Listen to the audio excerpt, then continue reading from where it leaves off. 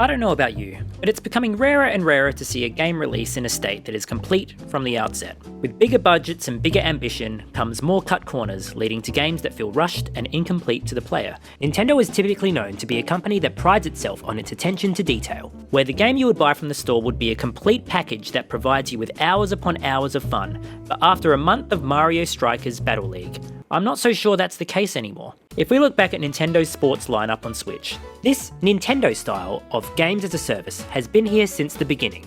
They will release a game in a rather bare-bones state and add content as time goes on. Some say this helps keep the player engaged when new content drops, and for the most part that may be true, but when it comes to being 1 month in with Mario Strikers, I cannot ignore the massive whomp in the room here.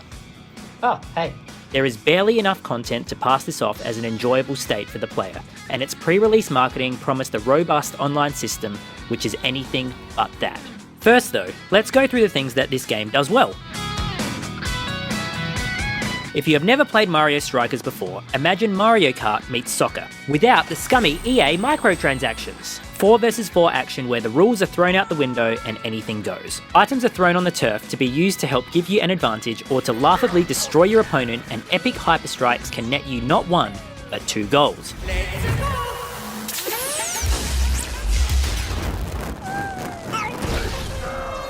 It's a great risk-reward scenario that has been used since its inception on the GameCube. Mario Strikers Battle League's gameplay is downright fun, and I will happily say that when you are in a game, it's a great time.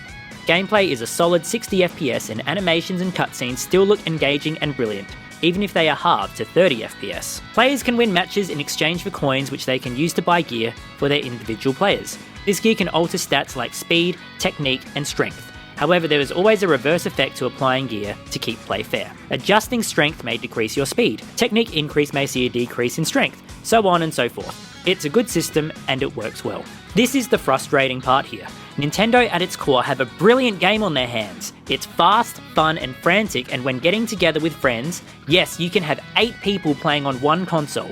You will probably have a great time. Yet this is where things start to take a turn for the worst. This is all there is.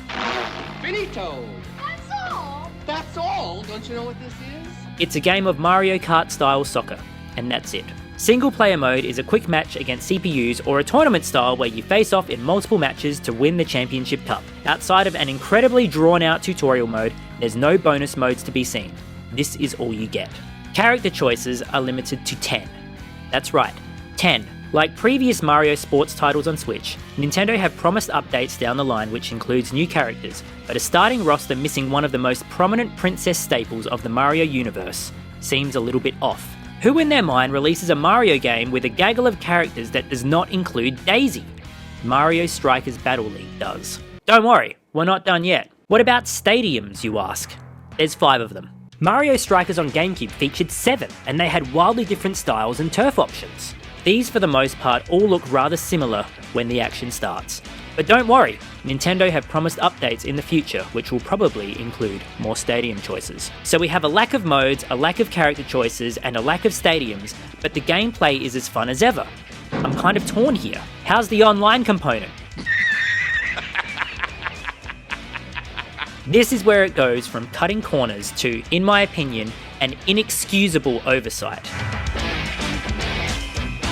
Nintendo are known for their game's online features to be bare bones and barely working at best. As a content creator who earns a living playing video games and fostering an online community, this is where Nintendo have burnt me one too many times. We see this time after time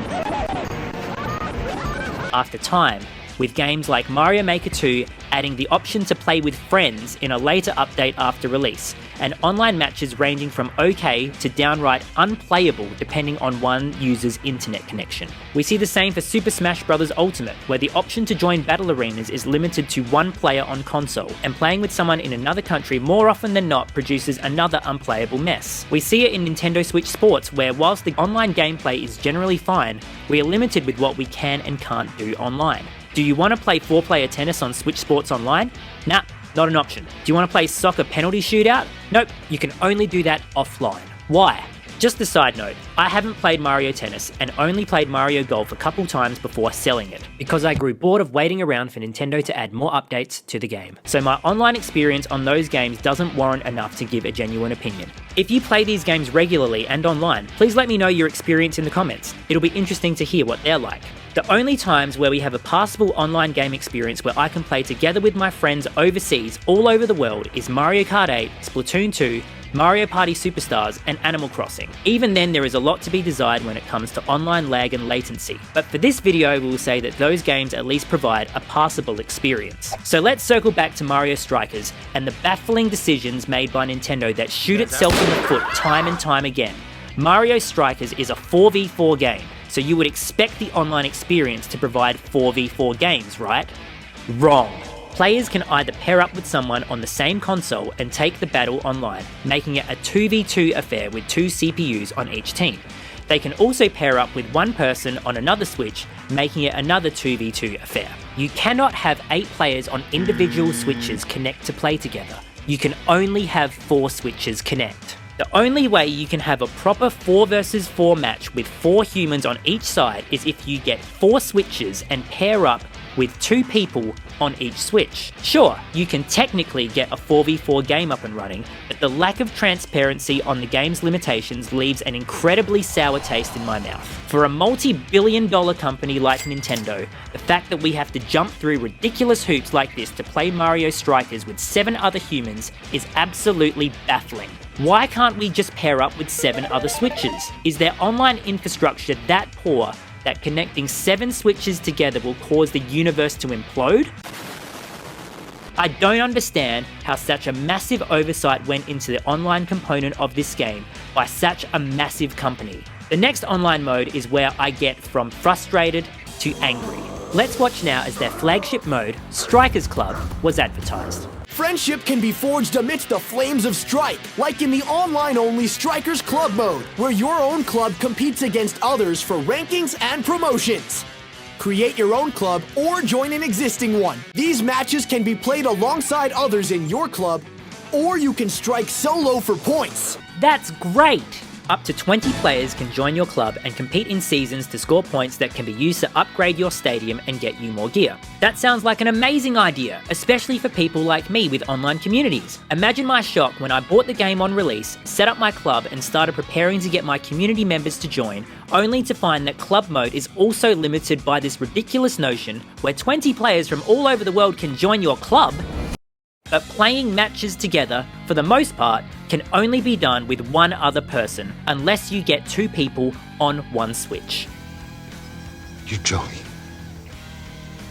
No, actually I'm not. That is absolutely inexcusable from Nintendo. We have games on the Switch that allow up to 100 players to connect at the same time.